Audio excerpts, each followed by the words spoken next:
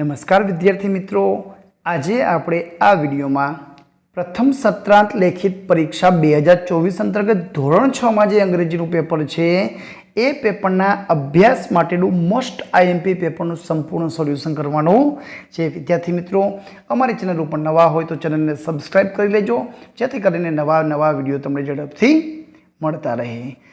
પ્રશ્ન નંબર 1 માં આપેલું છે, આપેલો ફકરો વાંચીને નીચેના પ્રશ્નોના યોગ્ય જવાબો આપો। વિદ્યાર્થી મિત્રો, અહીં તમારે પેરેગ્રાફનો અભ્યાસ કરવાનો છે અને નીચે આપેલા પ્રશ્નોના જવાબ લખવાના છે। પ્રશ્ન નંબર 1 માં આપેલું છે, what does Ayushi eat for breakfast? નાસ્તામાં શું ખાય છે? તો milk and bhakri for breakfast. તો લખવાનો જવાબ, Ayushi eats milk and bhakri for breakfast. Number 2, where does Ayushi live? Ayushi ક્યાં રહે છે? તો જવાબ આપેલો છે, સી લીવ્સ ઇન બરોડા, પણ સીની જગ્યાએ તમારે આયુષી લખવાનું છે। Ayushi lives in Baroda. Number 3, when does Ayushi get up? ક્યારે ઉઠે છે? તો અહીંયા આપેલું છે, she usually gets up at 7:45। 8:15 વાગ્યે ઉઠે છે। તો અહીંયા સીની જગ્યાએ તમારે પ્રશ્નમાં આયુષી આપેલું છે, આયુષી લખવાનું છે। Number 4, why does Ayushi brush her teeth again? શા માટે? તો Ayushi brush her teeth again because she brushes for teeth again because she likes them white shiny and healthy. તેને સફેદ દાંત, ચમકતા દાંત અને મજબૂત દાંત હોય એને ગમે છે, એટલા માટે વારંવાર બીજી વાર બ્રશ કરે છે। Number 5, is Ayushi 11 years old? Ayushi 11 વર્ષની છે? તો જવાબ આવશે યસ, પહેલા જ વાક્યમાં આપેલું છે આયુષી ઇઝ 11 years old।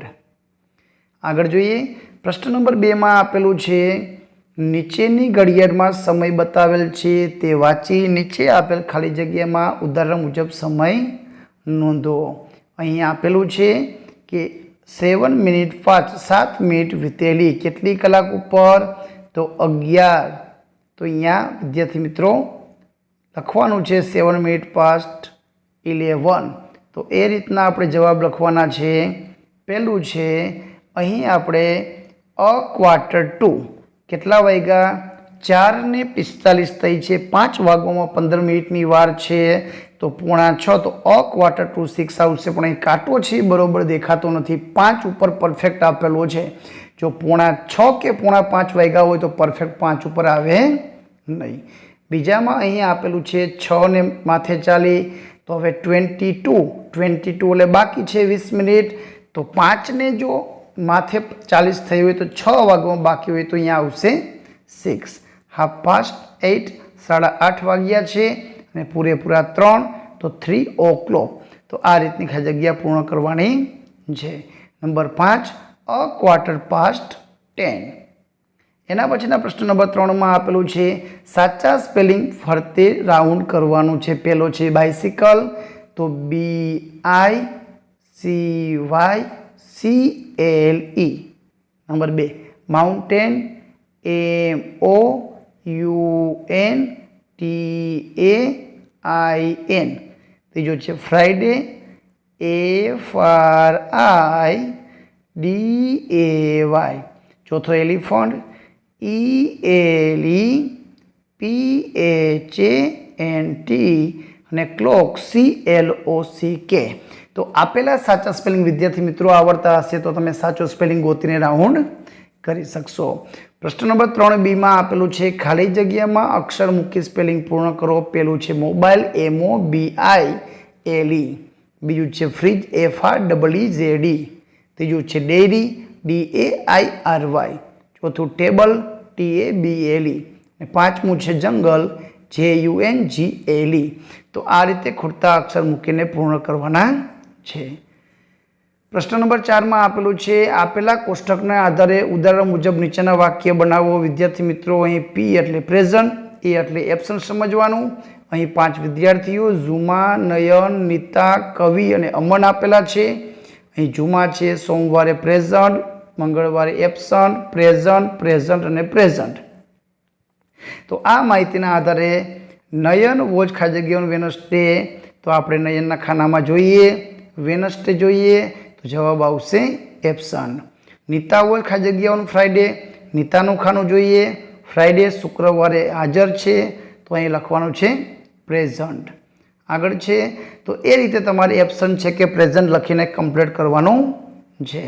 તો આવશે અમન વોઝ પ્રેઝન્ટ ઓન ટ્યુઝડે, કવિ was present on Thursday, Juma was present on Friday. તો તમારી એપ્શન છે કે પ્રેઝન્ટ એના આધારે ખાલી જગ્યા પૂર્ણ કરવાની છે. પ્રશ્ન નંબર 5માં પણ એ જ રીતનું માહિતી આપેલી છે. નીચે એક ટેબલમાં ફૂડ આઇટમ્સ ખાવાની વસ્તુ આપેલી છે, તેની સામે વ્યક્તિનું નામ આપેલા છે. તો એ જે વ્યક્તિને પસંદ કરેલ છે તેની સામે રાઈટ અને નિશાની અને પસંદ કરેલ નથી તેની સામે ડેશ આપેલ છે. તો આ માહિતીના આધારે પ્રશ્નના જવાબ લખવાના છે. અહીં દાબેલી તો મહેશને ગમે છે, ગીતાને નથી ગમતી, મંજુને ગમે છે, દિયાને નથી ગમતો, દિનેશને ગમે છે. તો એક એક વ્યક્તિ જોવા જઈએ તો મહેશને દાબેલી ગમે છે, પાણીપુરી ગમે છે, ચોકલેટ ચોકોબાર ઢોસા ગમતા નથી. તો એ માહિતીના આધારે પ્રશ્ન જવાબ લખવાના છે. તો how many friends selected dabeli, dabeli કેટલા વિદ્યાર્થીને કેટલા બાળકોને ગમે છે મિત્રોને, તો 3. તો 3 friends selected dabeli. Who choose panipuri, panipuri કોને, તો વુની જગ્યાએ બધાના Mahesh, Gita, Manju, Diya, Dinesh choose panipuri. What did Mahesh like, મહેશને શું ગમે છે, તો Mahesh like dabeli and panipuri. Who selected dosa, dosa કોણે પસંદ કર્યા, તો Diya and Dinesh selected dosa. Did anyone select sandwich, sandwich કોઈએ પસંદ કરી, યસ ઓર નો, તો જવાબ આવશે નો, ના સેન્ડવિચ કોઈને ભાવતી નથી. પ્રશ્ન નંબર 6 એમાં આપેલું છે યોગ્ય રીતે પસંદ કરી ખાલી જગ્યા પૂરો. વિદ્યાર્થી મિત્રો ખાલી જગ્યાની પાછળ 3 કૌંસ આપેલા છે, એમાંથી તમારે સાચો જવાબ શોધીને લખવાનો છે. તો ધીસ ખાલી જગ્યા અ વિલેજ, તો this is, it is, name its name is, તો ઇઝ આવશે, વી સાથે આર આવશે, ધેર સાથે એક વચન છે અહીં, તો ધેર ઇઝ આવશે, અને અહીં મેંગો ટ્રીઝ બહુવચન છે તો ધેર આર આવશે. તો આ રીતની ખાલી જગ્યા પૂર્ણ કરવાની છે. પ્રશ્ન નંબર 2માં આપેલું છે અલગ પડતા શબ્દ ફરતે રાઉન્ડ કરો. તો અહીં વિન્ટર, સમર અને મોન્સૂન ઋતુઓ છે, હોળી તહેવાર છે તો અલગ પડે છે તો રાઉન્ડ કરવાનું છે. ટીચર, સ્ટુડન્ટ અને ક્લાસ છે, શિક્ષણ સાથે જોડાયેલી વ્યક્તિ અને ક્લાસ છે તો ફાસ્ટ ક્રિયાપદ છે, ઝડપી ક્રિયા વિશેષણ તો અલગ પડે છે. 1, 2, 3 નંબર છે, ટ્રી છે એ વસ્તુમાં આવશે. Today, yesterday, tomorrow, last week. વિદ્યાર્થી મિત્રો આ એક દિવસ છે, આખું અઠવાડિયું છે. Good morning, good afternoon, good evening, goodbye. તો વિદ્યાર્થી મિત્રો આ સવારે દિવસમાં અલગ અલગ ભાગમાં કહેવાતા ગ્રીટિંગ્સ અભિવાદન આપેલા છે, ગુડ બાય અલગ છે. તો આ રીતે અલગ પડતો શબ્દ ઉપર તમારે રાઉન્ડ કરવાનો છે.